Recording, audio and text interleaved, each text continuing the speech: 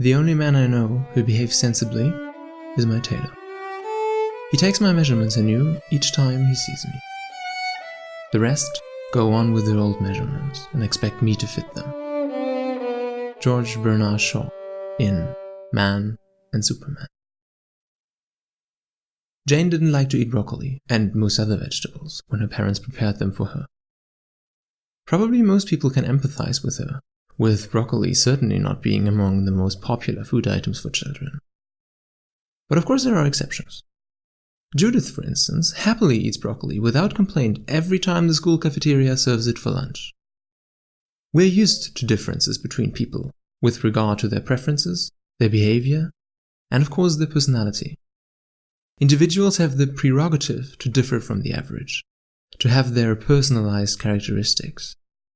We expect to be able to put people like Jane into the category picky eaters and contrast them with the Judith of the world. There's just one problem. Jane and Judith are actually the same person. My name is Daniel Boyar and you're listening to Counterintuitive, the podcast about things which are not what they seem to be. This episode is the first of a 3-part series about personalities and preferences, which tries to shed light on the mystery of who we really are. A lot of inspiration for these episodes came from the highly recommended book Why Everyone Else is a Hypocrite by psychologist Ray Kurzban. In this show we'll home in on preferences and we'll do personality next time. I can't tell you yet what the 3rd part is about because we need this episode and the next as mechanisms of explanation first. Because I assure you, if you don't have that available, the thesis of the last part will just leave you outraged and you won't even consider that there's any truth to it. So let's get started.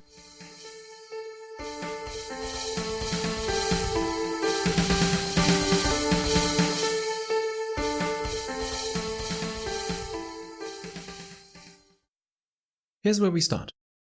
In the standard theory of rational choice, as defined by economists, our choice can be rational if and only if it is made based on a fixed ordering of preferences.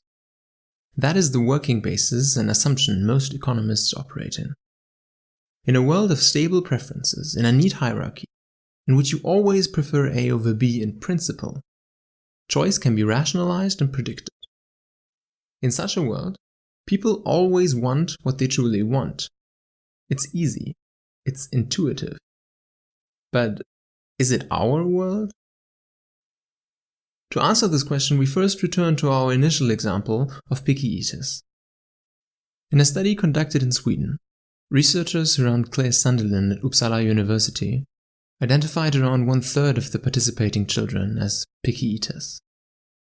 That in itself isn't surprising. Surprising is the next thing. Sunderland and his team evaluated the pickiness of the children both at home and in school. Typically, you would expect food preferences, especially if they are strongly held, to be stable across contexts. Either you like a certain type of food or you don't. But what they found is this. Of the contingent of picky eaters, only 1/4 was categorized as a picky eater both at home and at school. That means 3/4 of picky eaters, the vast majority, was only picky at one place, at home or at school, and was a normal eater in the other place. Just think about how insane that is. These kids up to the study were given a certain education and have a given genome, but that shouldn't be different between the home and school. And of course it isn't. So what makes the difference? Why do most children who are picky eaters restrict their narrowed food preferences to one setting? After excluding upbringing, genetics, and basically every other major factor usually used for explanation, only one thing remains. The current circumstances when children eat a meal. Put differently, the context. Because context matters. Back in the 80s, research on hypnosis suggested that stimulating the imagination of subjects by meditation, imagining scenarios, or memories would make them more susceptible to hypnosis. The psychologist James Council at North Dakota State University decided to investigate this relationship a bit closer. Together with his colleagues Irving Kirsch and Lauren Hafner, Council did 2 experiments. In the first, he basically replicated the typical research, stimulating imagination trying to hypnotize subjects, assessing hypnotizability. In the second experiment, they did nearly the same, with a twist. After stimulating the imagination of study participants, they led them into a different room for the hypnosis. This is important. That's the only difference between the experiments. In one, both stimulation and hypnosis were performed in the same room. In the other, rooms were changed. In the first experiment, they could faithfully reproduce previous findings. Stimulating imagination increases susceptibility to hypnosis. Yet in the second experiment, they didn't find any difference in hypnotizability, regardless of whether the imagination of participants was stimulated before or not. Changing rooms was enough to fully annihilate the effect of imagination stimulation on susceptibility to hypnosis. Or rather, changing contexts was enough to change outcomes. Because by changing rooms, study participants were led to the belief that the imagination stimulation was unrelated to the subsequent hypnosis. Counsel and his colleagues coined the term context effects for this type of phenomenon. The findings of Counsel and his team were replicated multiple times, and consistently, it has been found that the stimulation of imagination only matters if study participants were aware that it was related to the hypnosis afterward. The same effect can be, of course, also found with topics other than hypnosis. That's why, for instance, the order of questions in any survey or questionnaire matters, because the context will bias you while answering any subsequent question. Context, of course, isn't restricted to psychology labs. It's all around us. In every situation which we'll ever be a part of, context is everywhere. Imagine asking someone how happy they are with their life in general, while you sit with them in a sunlit cafe backyard with an Italian espresso and a biscuit in front of them, versus while you visit their old school where they were bullied for years. Context matters, and it influences our actions, preferences, and, as we will see next time, personalities. Here's a scenario where it should be relatively uncontroversial that your preferences are shaped by your current circumstances. In 2005 at MIT in Boston, the psychologist Dan Ariely, together with George Löwenstein, investigated the influence of sexual arousal on decision-making. For this, they compared a control group, which they asked to answer a series of questions under normal circumstances, with an aroused group of participants, which filled in the questions after starting to masturbate. These questions, for instance, included an assessment of the attractiveness of women of different ages, or even just their shoes. Unsurprisingly, aroused participants assessed everything to be more attractive. Even the shoes of women were deemed erotic by the aroused study participants, with a score of 65% of the maximum preference. The biggest differences in preference between the control and the aroused group were in questions of having sex with someone you hate and a threesome with another man. Both had an absolute increase of 25% between the two groups. For the latter, the threesome with another man, the average preference of the control group was at 19%, compared with 34%, nearly double, for the aroused participants. And if that wasn't enough for you, the attraction to animals also went up from 6% to 16%. So obviously your state of sexual arousal makes a big difference in your preferences. And if that makes a difference, why shouldn't other elements of your current circumstances alter your preferences? Of course they do. Take risk, for instance. We talked about risk compensation in the very first episode of this podcast. But the perception of risk also influences our preferences. Amos Tversky and Daniel Kahneman established this by demonstrating risk and loss-averse behavior in their study participants. They did this by presenting the following problem to them. A disease breaks out and will kill 600 people. What should you do? Either you save 200 people by choosing treatment option A, or by choosing B, you have a chance of 1 in 3 that all 600 people will be saved, and a 2 in 3 chance that no one will be saved.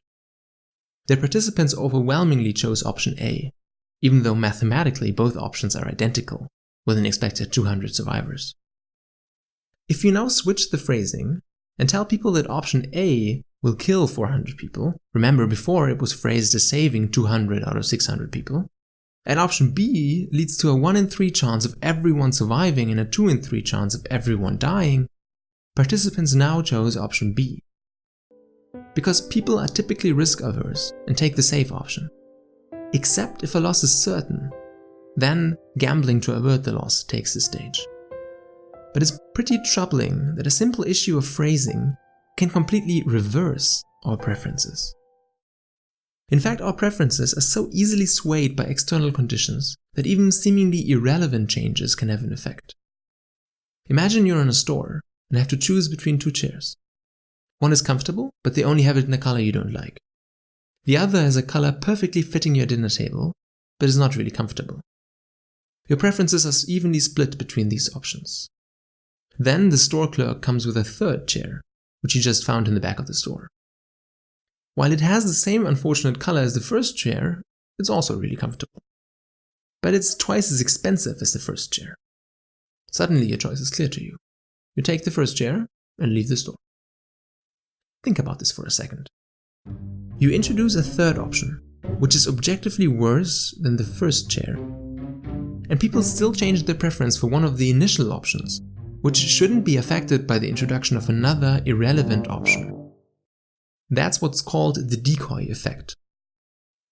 The Decoy Effect has been found in multiple contexts in scientific studies, has been studied by neuroscience, and is regularly used in marketing to affect your purchasing preferences. The point in the chair example is that with the introduction of the third chair, you create a so-called asymmetrically dominated option, because the first and the third chair are nearly identical, only that the first chair is a lot cheaper than the third chair. This makes comparison really easy, and suddenly it's intuitive that chair number 1 is better in one respect than chair 3. And as soon as an easy-looking choice presents itself to us, we grab it and run with it. That's how easily our preferences can be changed by seemingly irrelevant details. Because if the clerk would have come back with a chair that is not comfortable but the perfect color and doubly as expensive as chair 2, we would have an asymmetrically dominated option for chair number 2, and your preference would have shifted in favor of option number 2. Effectively, in this scenario, your intrinsic preference is entirely contingent on the next random chair the clerk brings forth. No fixed ordering of preferences. Compounding all of this is another type of preference change, a longitudinal change or change over time. In 2006, researchers followed participants over 3 to 6 months with periodic assessments of their preferences and found moderate changes over time. So even if you assess preferences in the same context, a psychology lab in this case, you can detect changes in preferences over time. Now, these are less dramatic than the context effects mentioned before, but keep in mind that they have to be added on top. And even more essential, the extent of change over time differed between participants. So the longitudinal preference variability seems to be an individual characteristic influencing this part of preference shift.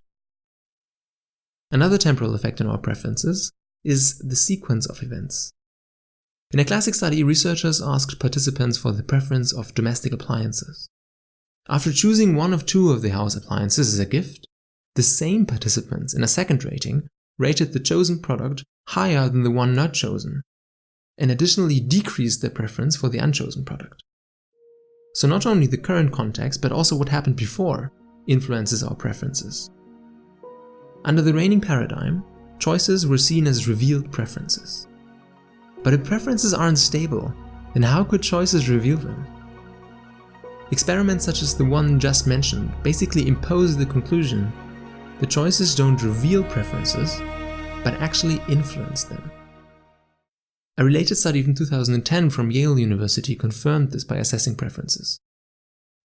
As in the previous study, participants, in this case children, had to choose between 2 similar items. Then they were asked whether they preferred the rejected item or a third similar item.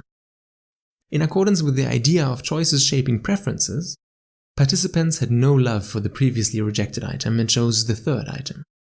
Yet when a different group of participants was confronted with this choice without having to choose between the first and second item before, the third item was no longer preferred. The preference of participants was contingent on their choice, not the other way around. All this leads us to 2 intertwined questions. 2 questions which, in slightly altered form, will accompany us in this 3-part series, which we'll have to tackle over and over again. because they're not easy. They're counterintuitive. Here they are. Do we have preferences? And do we have stable preferences? Because ingrained in our mind is a generic person who simply likes X and doesn't like Y. A person who prefers blue over green and who looks down on people that do certain actions. We think of preferences as attributes, lists of characteristics which we collect about people and which help us understand our friends and colleagues. So, do we have preferences? Yes, of course we do. At any given time and place, we can give some indication of what exactly we want or don't want. We can even list activities or things according to our priorities and resulting degree of preference.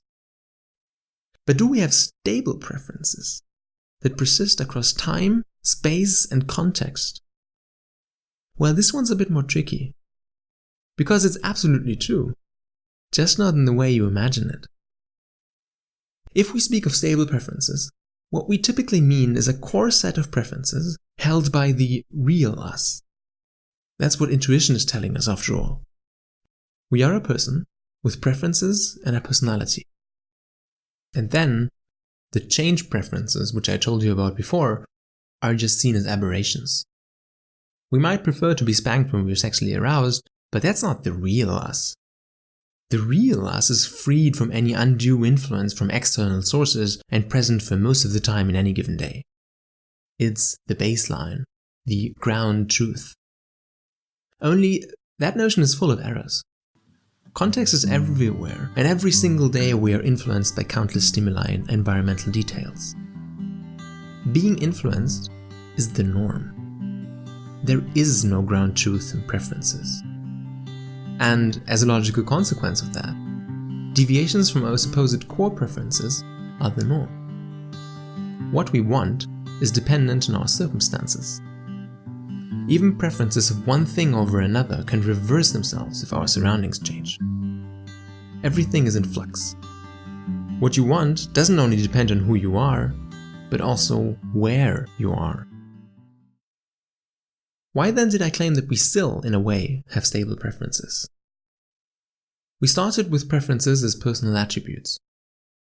Now we've reached the conception of preferences as a distribution, and a very wide and therefore widely varying distribution at that. Because the quality and quantity of your preference depends on your circumstances. You might say the expression of your preferences is conditional on some context elements. If you go shopping on an empty stomach, your preference for double chocolate chip cookies increases. But what if the amount of preference increase is person-specific? What if, with regard to your preferences, your reactiveness to context elements is specific to yourself as a person, similar to the individual amount of preference change over time? Then, this could give you preferences which are overall stable given the circumstance, but still can account for context effects as long as you always have the same preference given the exact same circumstances. Yet for this, we have to give up the simplistic notion of preferences we currently hold.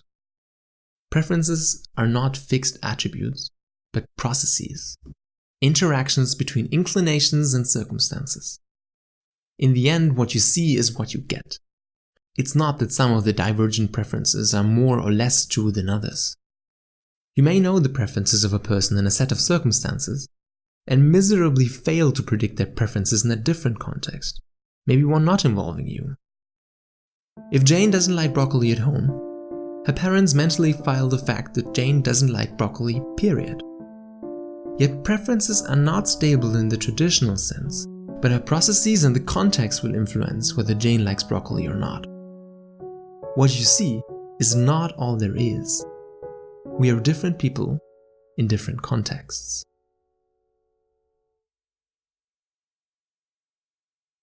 I hope you've enjoyed this episode of Counterintuitive. Be sure to check in next time when we continue this 3-part journey with a foray into personality and how it fares in comparison to preferences. As always, you can find references and further reading for this episode in the show notes. If you like Counterintuitive, please promote it among your network and subscribe on Spotify, Apple Podcasts, or wherever you get your podcasts from. It does make a difference. A new episode will be uploaded every second Thursday. My name is Daniel Boyar and you've listened to Counterintuitive. the critical thinking podcast about things which are not what they seem to be. You can follow me on Twitter at @Daniel_Boyar or on my website, dboyar.com, where you will find articles about more counterintuitive phenomena. Until next time.